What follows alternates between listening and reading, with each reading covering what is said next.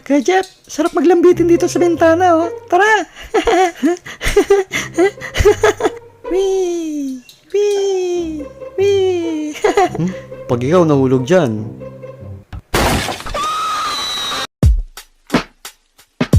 Walo kami magkakapatid at akong pinakabunso. Actually, may kapatid pa akong kambal bago yung kuya ko. Maaga lang silang kinuha ni Lord, kaya naging 6 kami. Ma, paano kayo nagkakilala ni Papa?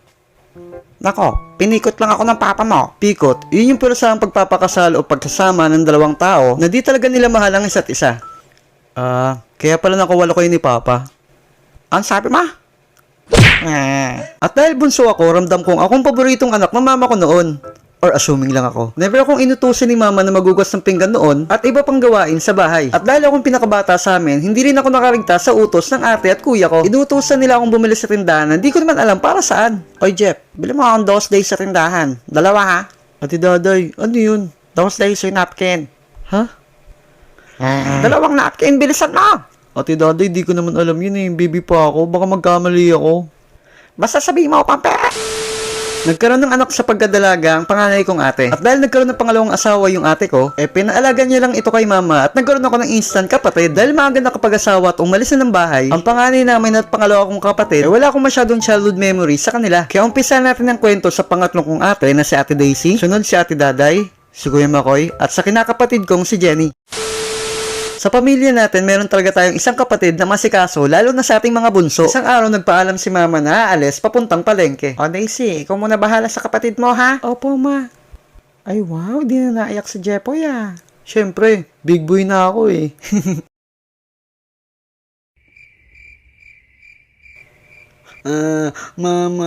Mama ko. Jepoy, huwag ka nang umiyak. Uuwi din si mama.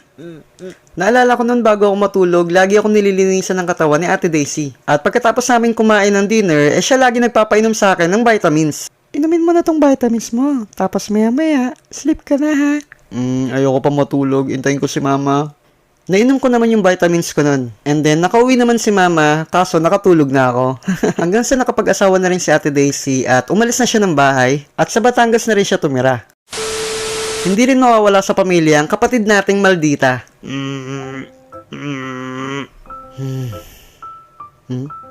Ma, tapos na. Daday, pahugas nga po ni Jeff. Bad trip, ako pa nautusan. Baho-baho ng tae na ito. Bakit? May tae bang mabango? Wow, pinapaa. Ano, diring-dire? Nung bata ako, si Ate Daday yung kinakatakutan ko kapag siya lang kasama ko sa bahay. Daday, alis mo na ako. Ikaw muna bahala dyan, ha? Hugasan mo ng mga plato dyan.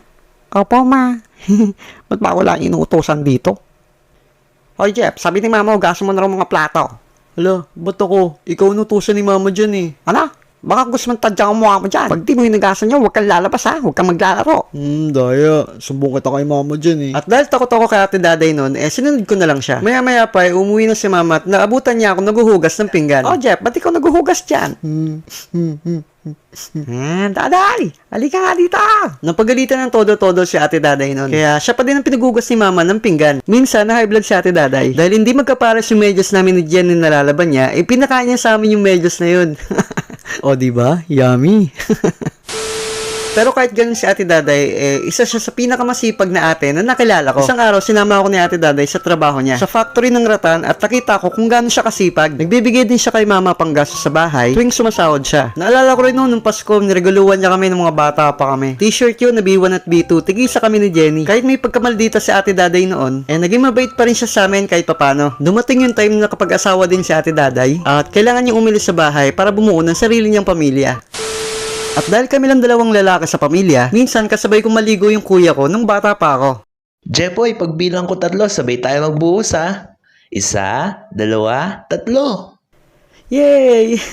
Naalala ko rin nung pinupuno namin ng tubig yung tabo tapos nilalagay namin sa ulo namin. Tapos pinapadaloy namin yung tubig sa katawan namin para na kami may shower, di ba? Naalala ko meron akong alagang siso noon. Pinangalanan ko siyang Chik-Chik. Sobrang mahal na mahal ko yung siso kong yun. Binibigyan ko siya ng tubig at kanin para mapakain siya. Chik-Chik, kain ka na. Tukay mo na tong kanin oh. Ayoko. Pag sinabi kong tuka, tuka. Bok bok bok bok bok bok bok bok bok bok bok bok bok bok bok bok. O, wag niyo yung susubsob yung mga sisiw niyo sa kanin or tubig para mapainom sila, ha? Bad yun. Isang araw, pag uwi ko ng bahay galing school, hinanap ko agad si Chick Chick. Pero wala na siya sa kulungan niya. Asan kaya si Chick Chick? Jepoy, kain ka daw muna, sabi ni Mama. Hala, Chick Chick. Nawala kasi sisiw mo kanina. Nahulog sa drum. Ayun, nalunod. Pinaprito sa akin ni Mama eh. Kaya prinito ko. Huwag ka na umiyak. Mukha ka naman masarap eh. Kain ka na. Di ko sure kung pinaprank lang ako ng kuya ko nun, pero after nun, di ko na talaga nakita yung alaga kong sisiw. Dumating din yung time na umalis din si kuya Makoy sa bahay namin. Actually, di ko talaga alam kung anong dahilan.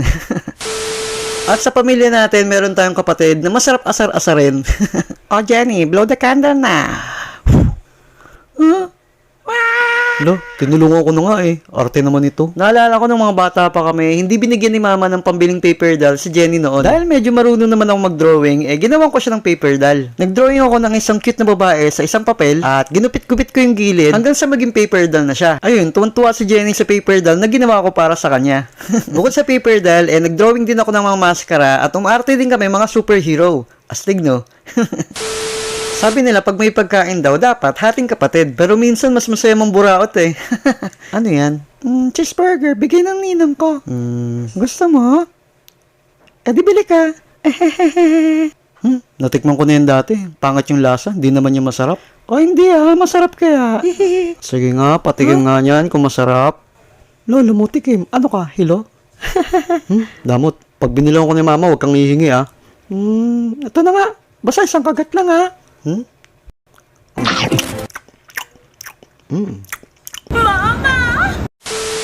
At dahil sa diskarte nila mama at papa, nagka-second floor ang bahay namin kahit gawa lang sa kahoy at plywood. Isang hapon, nag-drawing ako nun sa second floor kasama ko si Jenny. Kaya Jeff, sarap maglambitin dito sa bintana Tara! Pagkatingin ko sa kanya, nakita ko siya na nakalambitin sa bintana namin at nakaapak sa may dingding sa may bandang harap ng bahay namin. Pag ikaw nahulog yan, ewan ko lang sa'yo. At dahil paulit-ulit yung lambitin niya, biglang nabutas yung dingding na inaapakan niya.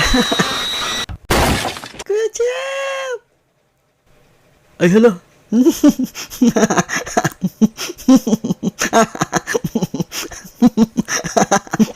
And yes, natawa na lang akong bigla makita akong butas yung dingding namin at muntik na siya mahulog sa baba.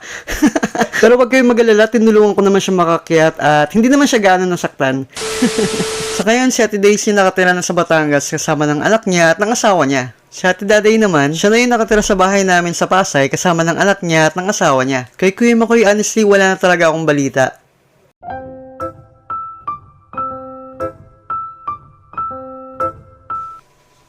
Jenny, kung saan ka man naroroon ngayon, sana masaya ka na dyan.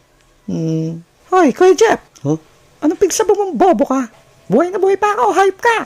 Sa ngayon, may asawa at anak na si Jenny. At minsan dumadalaw din siya sa bahay namin kasama ng mga anak niya. Nagkakatawanan na nga lang kami kapag naalala namin yung mga childhood memories namin noon eh.